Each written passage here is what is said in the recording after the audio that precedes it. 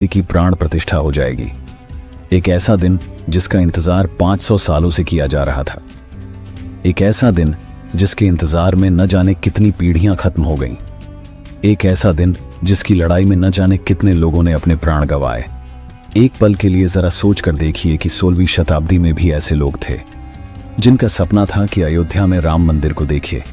18वीं शताब्दी में भी ऐसे लोग थे जो पहली बार राम मंदिर का हक पाने के लिए न्यायालय में गए। आज से 150 साल पहले लोगों ने अयोध्या में राम मंदिर के लिए अपनी जान गंवाई। ऐसे भी लोग थे जिन्होंने अपनी लाइफ के 50 साल राम मंदिर के लिए कोर्ट की लड़ाई में बिता दिए।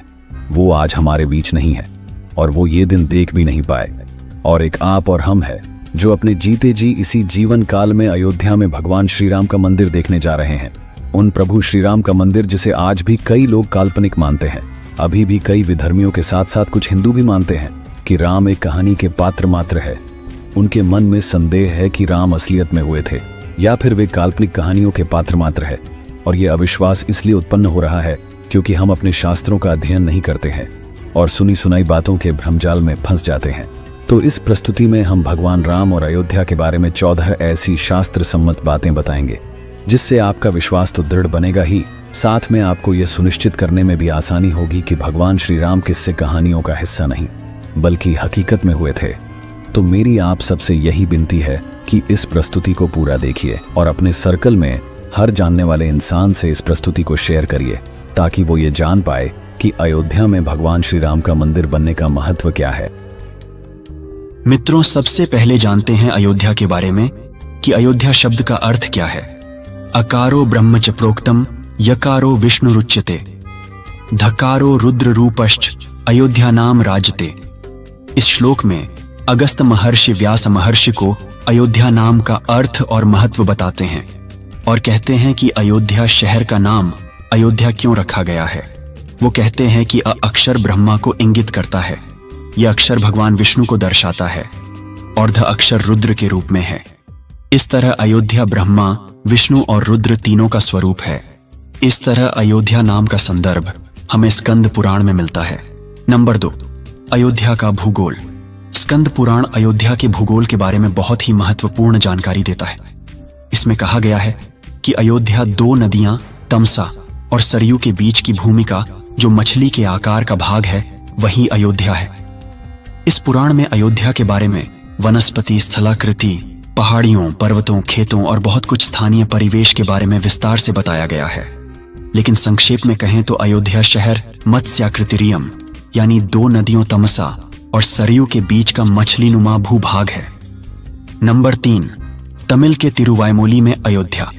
यदि आप पुरातत्वविद के मोहम्मद का पॉडकास्ट देखते हैं जो राम जन्मभूमि की खुदाई और उससे जुड़ी हर चीज से सीधे तौर पर जुड़े हुए हैं, उन्होंने कहा कि रोमिला थापर और इरफान हबीब जैसे कम्युनिस्ट और मार्क्सवादी इतिहासकारों ने जानबूझकर जांच को सिर्फ इसलिए गुमराह किया क्योंकि वे कुछ राजनीतिक और धार्मिक पूर्वाग्रह रखते हैं। उन्होंने यह कहकर जांच को घुमाने फिराने की कोशिश की कि ना तो राम मंदिर, राम जन्मभूमि और न तो राम के अस्तित्व का सबूत था, इत्यादि इत्यादि। इस प्रस्तुति में अगले कुछ मिनटों में आप देखेंगे कि अगर अयोध्या या श्री राम के बारे में कोई लिखित रिकॉर्ड है तो एक सामान्य व्यक्ति के रूप में भी कितने साक्ष्य निकाले जा सकते हैं। तो अब हम तिरुवायमोली पर वापस आते हैं। तो तिरुवायमोली क्या है? तिरुवायमोली अलवर संप्रदाय की परंपरा में आने वाला एक प्राचीन तमिल ग्रंथ है और ये तमिल ग्रंथ 1100 साल पुराना है। हमने यहाँ तमिल और हिंदी अनुवाद दिया है। जैसा कि आप देख सकते हैं कि हमने यहाँ जिन शब्दों पर प्रकाश डाला है, जैसे कि तमिल में राम को ईरामय कहा जाता है, अयोध्या शहर को अयोतिल कहा जाता है, तो आपने देखा कि साउथ की तमिल भाषा में भी भगवान राम के साक्ष्य है। और कुछ लोग इतनी गंदी राजनीति करते हैं कि वह भगवान श्री राम को उत्तर भारतीय भगवान के रूप में प्रस्तुत करते हैं।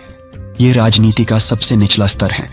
जो भी हो, लेकिन निर्विवाद रूप से तमिल के प्राचीन ग्रंथ तिरुवायमोली में अयोध्या का यह संदर्भ इस बात का प्रमाण है कि तमिल संस्कृति में भी अयोध्या और श्री राम का काफी महत्व रहा है।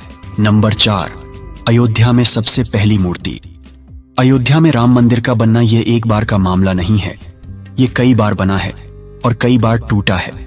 लेकिन जब हम समय में बहुत पीछे जाते हैं तो हमें संदर्भ प्राप्त होते हैं कि पहला मंदिर कब बनाया गया था।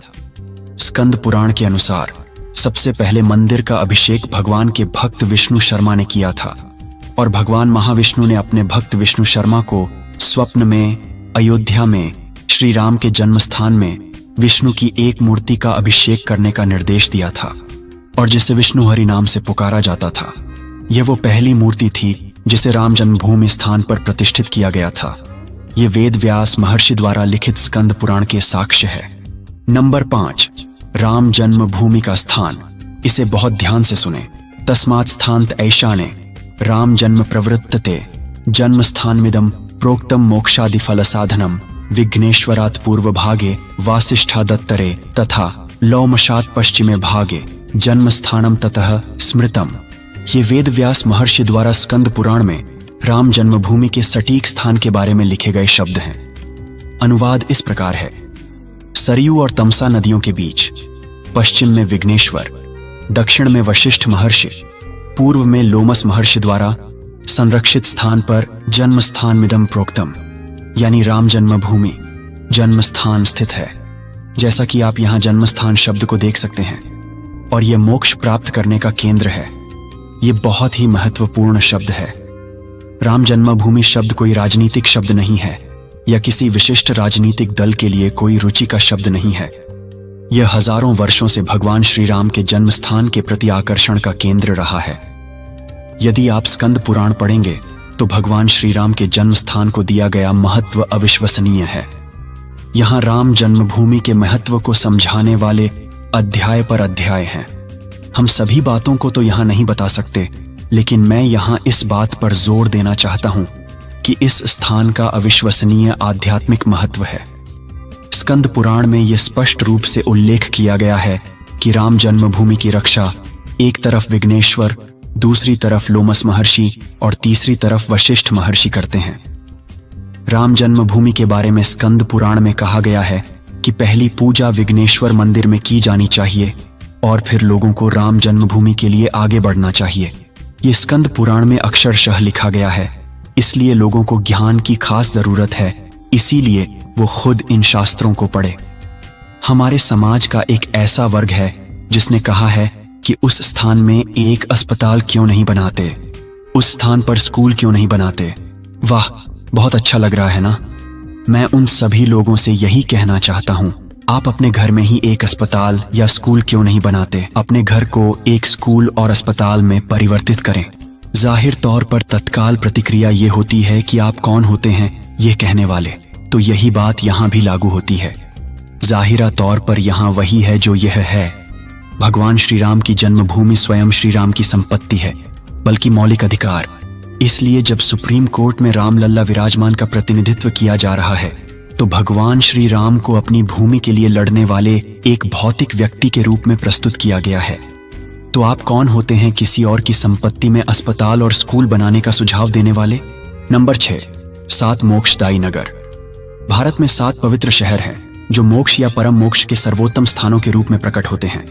भारत भर में लोग इन 7 शहरों की ओर यात्रा करते रहे हैं और पहला है अयोध्या और दूसरा है मथुरा, तीसरा है माया या हरिद्वार, नंबर 4 काशी, 5 कांचीपुरम, नंबर 6 उज्जैन या अवंतिका और नंबर 7 द्वारका। इसलिए राम जन्मभूमि के दर्शन की परंपरा हजारों वर्षों से भारत की संस्कृति में रची बसी है। और यहाँ पर सवाल यह उठता है कि अयोध्या पवित्र शहर क्यों है और लोग अयोध्या में क्या कर रहे थे। क्या इससे साबित होता है कि राम जन्मभूमि वहां मौजूद थी। ऐसे कई संदर्भ हैं जो आपको आगे भी इस प्रस्तुति में देखने को मिलेंगे। आगे बढ़ते हैं। नंबर 7, सरयू का महत्व। सरयू ब्रह्म यानी सर्वोच्च चेतना की अभिव्यक्ति है। यहाँ दिवंगत लोगों के लिए श्राद्ध कर्म करना अत्यधिक शुभ होता है और इस स्थान को दाशरथीम पुरीम कहा जाता है। दाशरथीम का अर्थ है दशरथ के पुत्र यानी श्री राम, पुरीम यानी शहर, नगर। तो यह श्लोक स्पष्ट कहता है कि यह शहर दशरथ राजा के पुत्र राम के जुड़ा हुआ है और सरयू नदी का महत्व काफी गहरा है। पुराने समय में सरयू नदी के तट पर बहुत सारे धार्मिक अनुष्ठान किए जाते थे। खास करके सरयू नदी के तट पर श्राद्ध और तर्पण जैसे कार्य किए जाते थे। नंबर 8, अयोध्या में नवरात्रि। इसमें स्पष्ट रूप से कहा गया है कि राम जन्मभूमि में वार्षिक नवरात्रि उत्सव मनाया जाना चाहिए और पूरे 9 दिनों तक हर दिन मनाया जाना चाहिए। और नवरात्रि में पंचमी के दिन देश के लोगों को अयोध्या की यात्रा करनी चाहिए। और नवरात्रि में राम जन्मभूमि के स्थान पर क्या क्या आध्यात्मिक अनुष्ठान होने चाहिए, इसका स्कंद पुराणम में विस्तृत वर्णन है। आपको अयोध्या के यह अनुष्ठान और उत्सव सामान्य लग सकते हैं, लेकिन यह पूर्ण है कि उत्सव आजकल का नहीं, लेकिन सैकड़ों हजारों साल से भी अधिक पुराना है। और यही कारण है कि लोग इस परंपरा को नहीं छोड़ सके और न्याय के लिए लड़ने के लिए 500 वर्षों तक दृढ़ संकल्पित रहे। नंबर 9, अयोध्या में तीर्थ। अयोध्या में सिर्फ राम जन्मभूमि मंदिर ही नहीं, लेकिन उसके आसपास बहुत सारे ऐसे पवित्र स्थान हैं जिन्हें तीर्थ क्षेत्र कहा गया है। और हमारे यहाँ हर एक तीर्थ क्षेत्र से जुड़ा हुआ एक जलाशय अवश्य ही होता है। यह तालाब या झील या कुआं या नदी हो सकता है, और इस जलाशय की उतनी ही पवित्रता और आध्यात्मिक महत्व है जितना कि पूजा स्थल का होता है। और स्कंद पुराण में अयोध्या में ऐसे बहुत सारे जलाशय का उल्लेख है जिन्हें कुंड कहा जाता है, जैसे कि भरत कुंड, सीता कुंड, भैरव कुंड, रथी कुंड, जटा कुंड इत्यादि। तो इन कुंडों के नाम पर हमें गौर करना चाहिए कि इन जलाशय के नाम ऐसे क्यों हैं। नंबर 10, अयोध्या में जैन तीर्थंकर। यदि हम जैन तीर्थंकरों की आध्यात्मिक विरासत और वंश को देखें तो श्री अजितनाथ द्वितीय तीर्थंकर, श्री अभिनंदन चतुर्थ तीर्थंकर, श्री सुमतिनाथ 5वें तीर्थंकर, श्री अनंतनाथ 14वें तीर्थंकर, इन चारों तीर्थंकरों का जन्म इक्ष्वाकु वंश में हुआ है, और यही इक्ष्वाकु वंश भगवान श्री राम का भी है। तो जैन परंपरा में भगवान श्री राम को नारायण के रूपों में से एक के रूप में गौण कर्तव्य के रूप में प्रकट किया गया है। लेकिन इससे भी महत्वपूर्ण बात यह है कि जैन धर्म में अयोध्या का काफी महत्व है, क्योंकि यह 4 तीर्थंकरों का जन्म स्थान है। और दिलचस्प बात यह है कि ये सभी 4 इक्ष्वाकु वंश से हैं। नंबर 11, अयोध्या पेरुमल। अयोध्या पेरुमल भारत के सबसे पुराने राम मंदिरों में से एक है। तमिलनाडु के मधुरांतकम में 1600 साल पुराना यह मंदिर पल्लव राजवंश के दौरान बनाया गया था। शुरू में इसे अयोध्या पेरुमल कहा जाता था, लेकिन आज इसे एरिका धरामल कहा जाता है। अयोध्या पेरुमल शब्द में पेरुमल का अर्थ होता है विष्णु, अयोध्या के विष्णु यानी भगवान श्री राम। और इस मंदिर की दीवार पर इस चित्र को आप देख सकते हैं, जहां पर यह बताया गया है कि गांव में आ रही बाढ़ को भगवान श्री राम ने रोका था। इस मंदिर में कम से कम 1600 वर्षों से पूजा चल रही है, शायद उससे पहले से भी, लेकिन कम से कम पिछले 2000 वर्षों से हम अयोध्या में पूजा की प्रत्यक्ष एवं सतत जीवंत परंपरा देख सकते हैं। और यह मंदिर भारत के सबसे पुराने श्री राम मंदिरों में से एक है, जो इसकी गवाही देता है। इस मंदिर परिसर में एक दूसरा भी मंदिर है, जिसे तत्कालीन अंग्रेज कलेक्टर लियोनेल प्लेस ने कनकवल्ली के नाम पर सीता महालक्ष्मी के मंदिर का निर्माण और अभिषेक किया। इसलिए यदि आप मंदिर में जाते हैं तो उसी परिसर के भीतर एक छोटा मंदिर है, जिसका निर्माण ब्रिटिश कलेक्टर ने देवता और मधुरंतकम गांव के लोगों के प्रति सम्मान के प्रतीक के रूप में बनवाया था। और आज के तमिलनाडु के कुछ राजनेताओं के अनुसार भगवान श्री राम एक उत्तर भारतीय भगवान हैं। पता नहीं ये लोग क्या पी रहे हैं। नंबर 12, दशम ग्रंथ साहिब। दशम ग्रंथ साहिब सिखों का धर्म ग्रंथ है, जो सतगुरु गोबिंद सिंह जी की पवित्र वाणी एवं रचनाओं का संग्रह है। दशम ग्रंथ साहिब ग्रंथ के 24 अवतार अध्याय में राम अवतार के 864 पद हैं, जिसमें उन्होंने भगवान राम और रामायण के प्रसंगों का विस्तार से वर्णन किया है, जिसमें वह कहते हैं कि राम परम पवित्र है, रघुराम के अवतार, यानी राम का अवतार बहुत परम पवित्र है। दूसरी बात वे कहते हैं कि कमी न काम काज की प्रभाव राम राज की, यानी कि राम राज्य में कोई कष्ट या अभाव नहीं है। वे आगे कहते हैं कि बती तिम दिशा तिहूं सुत पूंजी राम, यानी दशरथ राजा ने अपने राज्य को 4 भागों में विभाजित किया और राजधानी राम को दे दी।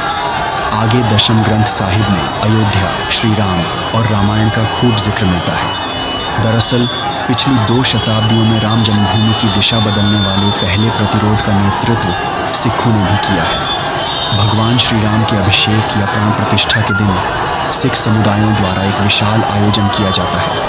तो भगवान श्री राम तमिलनाडु से लेकर पंजाब तक और हिंदुओं से लेकर सिख और जैनों तक की परंपरा में भी अत्यधिक महत्वपूर्ण है।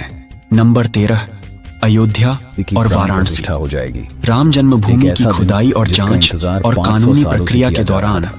कम्युनिस्ट और एक ऐसा मार्क्सवादी दिन इतिहासकारों जिसके द्वारा इंतजार यह में न कहने का जाने बहुत कितनी प्रयास पीढ़ियां किया खत्म गया हो गईं। कि शिव एक ऐसा उपासकों दिन और विष्णु जिसकी लड़ाई में उपासकों न के जाने बीच कितने लड़ाई लोगों थी ने अपने प्राण गंवाए। और इसीलिए राम को एक पल विष्णु के का लिए जरा अवतार सोच बताया कर गया। देखिए कि 16वीं लेकिन शताब्दी में सच्चाई भी यह ऐसे थी लोग थे कि शिव और जिनका विष्णु के सपना था उपासक कि अयोध्या में दोनों राम में ही मंदिर को समान देखिए। आस्था रखते थे 18वीं शताब्दी और में भी इसीलिए ऐसे लोग कोई थे राम की जो अयोध्या में पहली बार रहेगा राम मंदिर का तो हक उस पाने के व्यक्ति लिए को न्यायालय 60 में हजार गए। वर्ष आज तक से काशी 150 में साल रहने का पहले लोगों पुण्य ने प्राप्त अयोध्या में होगा राम मंदिर और के लिए अपनी प्रतीकात्मक जान रूप गंवाई। से ऐसे इसे भी लोग 60 थे हजार वर्ष जिन्होंने अपनी बताया गया लाइफ के है। 50 साल हमने एक राम और मंदिर उदाहरण के भी लिए देखा कोर्ट की लड़ाई है में जहां बिता राम दिए। जन्मभूमि पर वो आज आगे हमारे बढ़ने बीच से नहीं है। पहले और वो विघ्नेश्वर ये की दिन पूजा देख की भी जानी नहीं पाए। चाहिए और एक और आप विघ्नेश्वर हम गणपति शिव जो के अपने पुत्र जीते हैं। जी इसी कुल जीवन मिलाकर काल में भारत के अयोध्या में इतिहास भगवान में श्री राम का शैव मंदिर देखने और जा रहे वैष्णव हैं। संप्रदाय उन का प्रभु बहुत श्री राम गहरा का मंदिर आध्यात्मिक जिसे महत्व आज है भी कई लोग और काल्पनिक आध्यात्मिक मानते हैं। और अभी भी पारंपरिक कई रूप से विद्वानों ऐसा के कुछ साथ भी साथ क्लेशपूर्ण हिंदू भी नहीं मानते था। हैं कि इन राम एक लोगों ने कहानी के प्रक्रिया को पात्र धीमा मात्र करने हैं। के लिए उनके या मन अपने में व्यक्तिगत संदेह है कि राजनीतिक राम प्रभाव असलियत में डालने हुए के थे लिए या किसी फिर वे प्रकार की काल्पनिक दरार कहानियों पैदा के करने की पात्र कोशिश मात्र की। हैं। और ये नंबर अविश्वास 14 इसलिए उत्पन्न हो कालिदास रहा है रघुवंशम। क्योंकि हम अपने शास्त्रों कालिदास का द्वारा अध्ययन नहीं लिखित करते हैं रघुवंशम और पूरी सुनी तरह सुनाई से बातों के इक्ष्वाकु भंजाल वंश में को फंस जाते संदर्भित हैं। करता है तो इस प्रस्तुति जिसमें में हम इक्ष्वाकु भगवान वंश, राम और अयोध्या के बारे में वंशावली, 14 ऐसी राजनीति, शास्त्र सम्मत बातें गोत्र, बताएंगे जीवन, जिससे आपका इतिहास विश्वास सुदृढ़ और बनेगा राजधानी ही। के रूप में साथ अयोध्या आपको के ये बारे में सुनिश्चित बहुत कुछ करने में बताया भी गया आसानी है। होगी कि भगवान श्री राम किसी इसलिए एक कहानियों का इतिहासकार हिस्सा के रूप नहीं, में यदि बल्कि किसी हकीकत स्रोतों में का हुए थे। उल्लेख करना तो चाहते हैं मेरी कि आप अयोध्या सबसे का यही महत्व विनती क्या है रहा है कि इस प्रस्तुति तो को मुझे पूरा लगता है देखिए कि और एक ही अपने स्थान पर सर्कल जाना में चाहिए हर जानने और वाले वो है इंसान से इस कालिदास का प्रस्तुति को रघुवंश। शेयर करिए,